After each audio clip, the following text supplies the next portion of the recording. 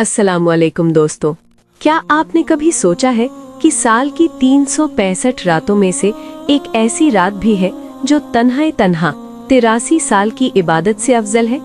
एक ऐसी रात जिसमें फरिश्ते जमीन पर इतनी बड़ी तादाद में उतरते हैं कि जमीन पर जगह कम बढ़ जाती है।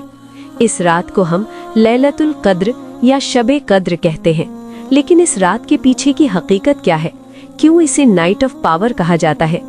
आज के इस वीडियो में हम कुरान और हदीस की रोशनी में इस मुबारक रात के वो राज जानेंगे जो शायद आपने पहले कभी नहीं सुने होंगे।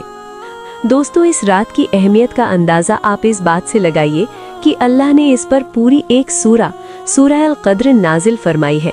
अल्लाह फरमाता है, लैलतुल कद्री खैरुम मिन अल्फि शहर, यानी कद्र की रात 1000 महीनों से बेहतर है। 1000 महीने का मतलब पता है क्या है? तकरीबन 83 साल और 4 महीने।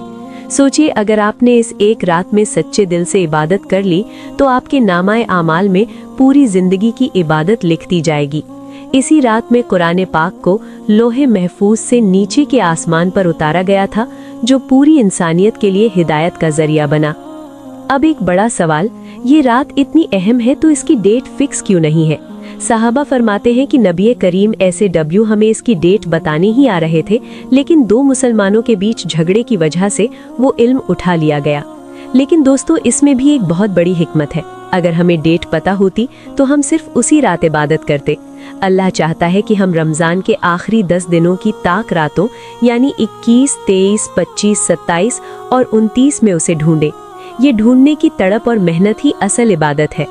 इस रात क्या होता है? इस रात को नाइट ऑफ डिक्री क्यों कहते हैं? कुरान कहता है कि इस रात फरिश्ते और हजरत जिब्रील SAW जमीन पर उतरते हैं।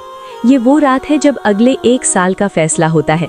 फरिश्तों को अगले 1 साल का पूरा बजट और प्लान सौंपा जाता है। इस साल कौन पैदा होगा, किसका इंतकाल होगा और किसको कितना रिस्क मिलेगा, ये हमारी तकदीर बदलने की रात है।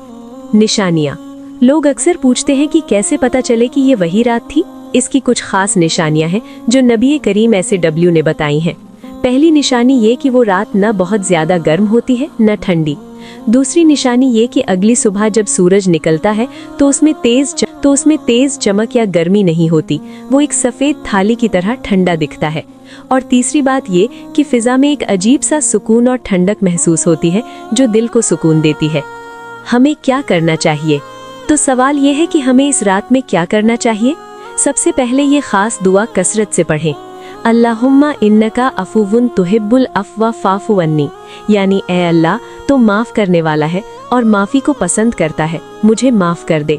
इसके साथ साथ तहज्जुद और नफल नमाज अदा करें, कुरान की तिलावत करें और याद रखें, इस रात में सिर्फ 100 रुपए का सदका देना भी ऐसा है जैसे आपने 83 साल तक रोजाना सदका दिया हो।